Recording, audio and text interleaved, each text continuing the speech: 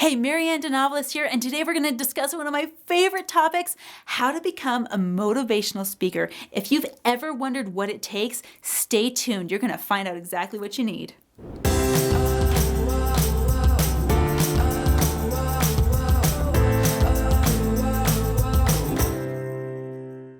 Hey everyone, Marianne DeNovellis here, and the question of the day is, how do you become a motivational speaker? Now, I've had the opportunity to grow and progress over the years to the point where every single month I get to get up on stage in front of hundreds of people and share my message. But you know what? It didn't start that way. It started with a big mess. It started with a mess in my finances. It started with a mess in my health. It started with a mess in my personal power, to the point where I was like, personal power what? I don't even have a concept of what that is. It started with a mess in my relationships. It started with this total underdog story. And if you had asked me 5 years ago, do you see yourself on stage? Do you see yourself being a motivational speaker? Do you see yourself changing lives and using your modality to bless others and being a best-selling author? I would have said, no way. That is not even in the realm of possibility. There's no way that could possibly happen. Yet, here it is. I've become a #1 best-selling author. I have retreats with couples where we teach marriage intensity. We teach how to create mentors, and we teach how to create coaches. So not only have I crossed that bridge from the mess to the message, and now I get to reach out my hand and help anyone that wants to go across it do the same thing. So the question is, how do we do it? There's 3 key points that I want to share with you. So take some notes, grab out your notebooks, and write these down. The first one is allow your mess to become your message. Now, when I say your mess becomes your message, what does that really even mean? I'm going to ask you to do something that may not be fun or easy in the moment, but has big connection and payoff in the end. I'm going to ask you to take the #1 thing that you struggled with most in your life and tell everyone about it. Crazy, right? Who does that? But you listen to any motivational speaker out there. You listen to Tony Robbins. You listen to Kirk Duncan. You listen to Chris Crone. You listen to anyone, Marianne Williamson. All of these people have some kind of trauma, tragedy, or hurdle that they have overcome. That's what motivates. People want to know what you have in your world that has blocked you, because that's why they're coming to you. They have a block. They have a hurdle. They have a big, scary thing that's in their way, and that's why they're listening to the motivational speaker. They want to break through it. They want to move past it, and they want to know how you did it. We got to find out what your mess is and how it's going to become your message. Now, be careful with this. If you haven't come through the mess yet, if your story or your chapter isn't complete yet, if you haven't figured out the key ways to get from one point to another, then your message isn't quite yet ready. There's still some lessons to be learned. There's still some points to find out. There's still some value that you get to glean from this experience that says, you know what? I'm not there yet, but I'm on my way. When you step into the realm of becoming a motivational speaker, you have got to have that point nailed down so much that you can take someone by the hand and walk them through it. And you got to do it with a big dose of vulnerability. Because here's the thing.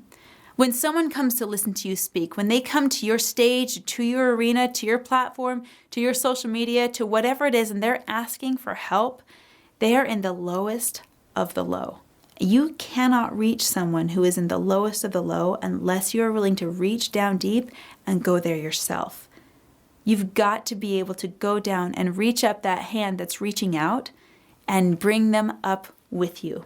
That's why it's so important for you to have the tools necessary to have overcome whatever the challenge is, because you've now got to hand the life vest over to someone else. Which brings me to my second point. Your message has to have key specific features. When I say key specific features, here's what I really mean by that. You've got to have the ABC outline to how you did what you did.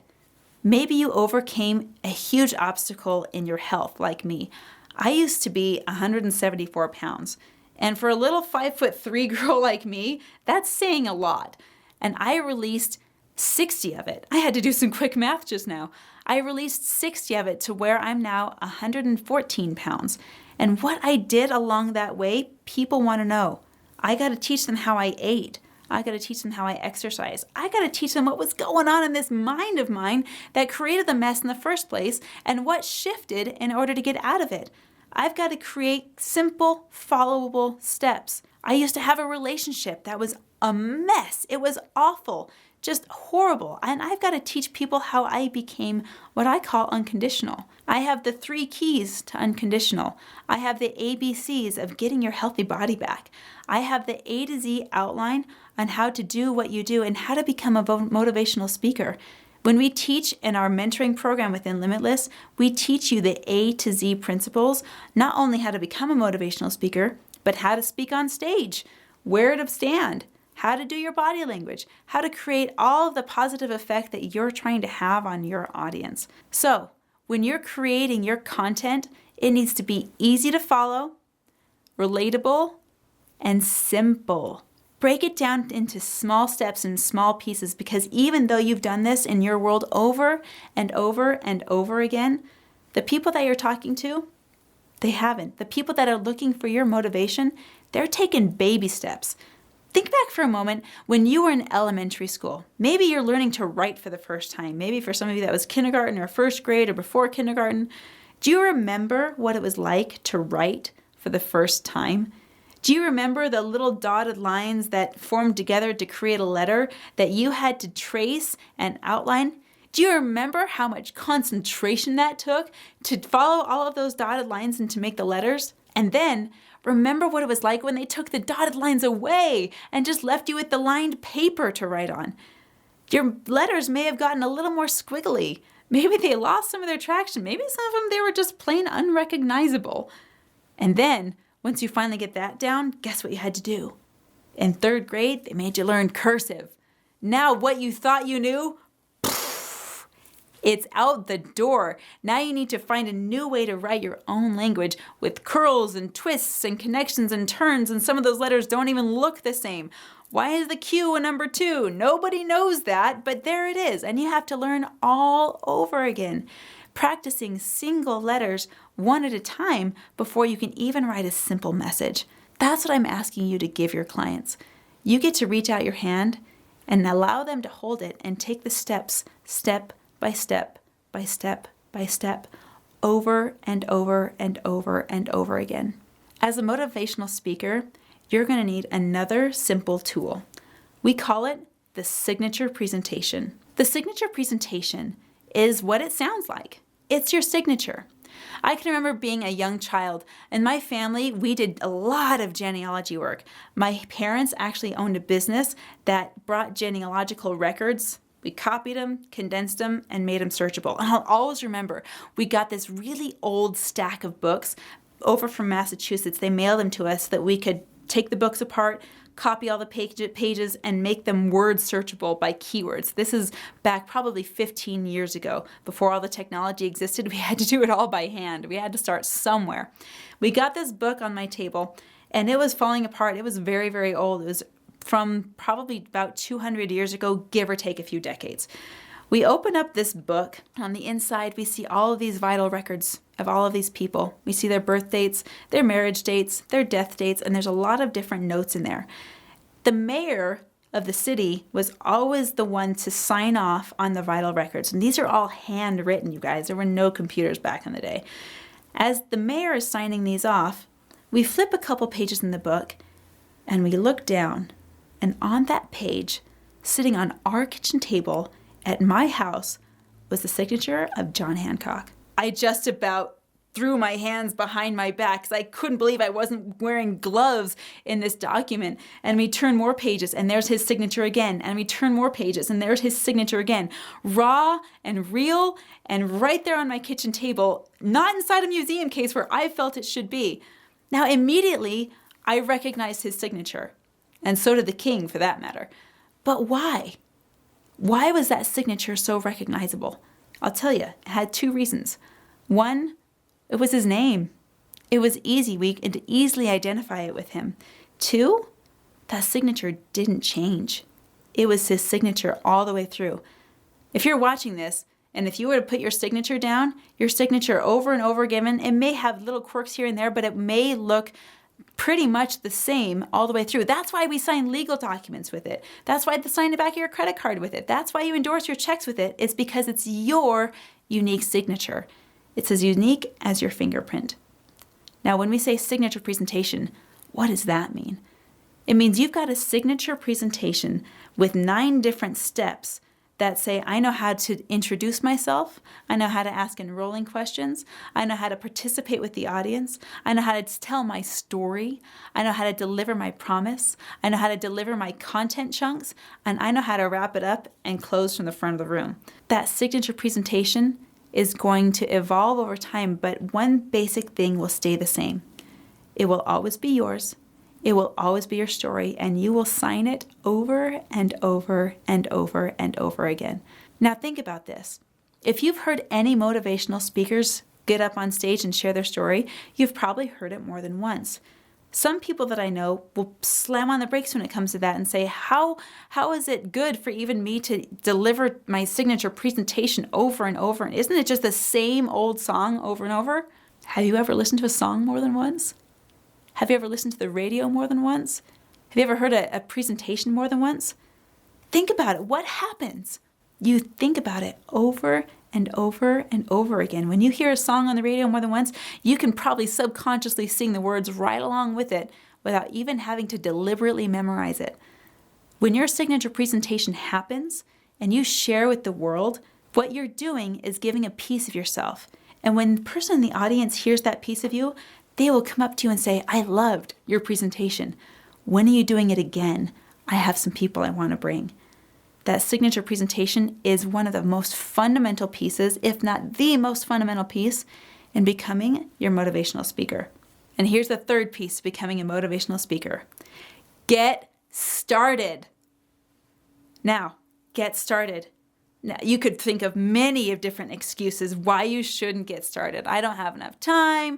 I don't have enough space. I don't have the venue. Man, you can make a whole laundry list of what could get in your way. And for most people, not getting started is what stops them from being a motivational speaker. I know it makes total and complete sense. If you're not going to get started, you're stopped. But that's what I mean. A lot of people will let the fear of speaking get in their way. They'll let the fear of inviting people get in their way. They'll let the fear of not being able to share their story in whatever imperfect way it happens to come out. They will allow that to stop them and completely cut off every dream of being a motivational speaker. When you're first getting started, it's gonna look messy. You gotta be okay with that. In order to be an expert at something, you have to be willing to be bad at it first. And that's totally fine. You gotta learn to be okay with that. I'm gonna share something with you. Yeah, I spend every single month, I get up in front of hundreds of people and share my story on stage over and over and over again. But it wasn't always that way. Rewind in my life 3 or 4 years ago, when I first started to want to do this and I was just figuring things out, I would start to hold meetings in my home because my mentor told me to. And I was like, my home isn't big enough, it's not clean enough, it's not perfect enough. I had every reason in the book not to do it until I finally buckled down and held my first event in my home. It didn't even really feel like an event. It was just, I cleaned up my house really fast and invited a bunch of people over. Do you know how many people came to that first meeting? 0. Nobody showed up. So I had a choice to make. I could either go on and do my presentation in front of a 0 show rate, or I could say, I guess I'm just not cut out for this. See, nobody came, nobody cares, my message isn't good enough, and I could go on a whole rampage of these ideas that are just blocking everything I wanted to create. Here's what I'm going to suggest to you. When you get started, maybe you rent out a room in an event center, or maybe you're just starting in your home. Go 100%. Invite all of the people that will be there to be there. And when you do, here's the linchpin. Regardless of how many people show up, you show up. When 0 people came to my home, do you know what I did? I gave my presentation anyway. I shared anyway. I even got some recordings of it so I could give myself feedback on how to do better. I actually got a free presentation, as it were, with all of the mistakes I could possibly make, and nobody had to see it because I had a zero population. It was just me in the room, but I gave my presentation anyway. And here's another thing that I learned. Aside from being able to make all of my mistakes and totally botching all of my presentation, I got to learn that I showed up even when the universe didn't. That means I did my part. That means if someone said, "Oh, I missed your presentation," I could say, "That's all right. It was amazing." And I still gave it. I couldn't say to them, "Oh, it's okay. No one showed up, so that, I just didn't have to do it and it was no big deal and nobody cared anyway." No, I said I gave my presentation anyway and it was awesome. Here's the next one. Come to it on this date. When you show up, you create this vacuum in the universe that says, I'm creating an empty space for people to come in and play however they want to. So get started. Put 2 dates on your calendar right now. I don't care if you don't think you have the content. I don't care if you don't think you have your message ready. I don't care if you think you're not prepared or you don't have a venue or any of the excuses. All I'm asking you to do right now before this video is over, pause it if you have to. Put 2 dates on your calendar right now for your message to be shared with the world. You have just stepped into the world of becoming a motivational speaker, and there's no going back. So now you've got your next steps in becoming a motivational speaker. I want you to go out there and start inviting people to your events right now. If you've ever wondered what it'd take to get on a massive stage, I'm going to invite you to come to one of our next events. Go to the link below, hit the subscribe button, and we will see you there.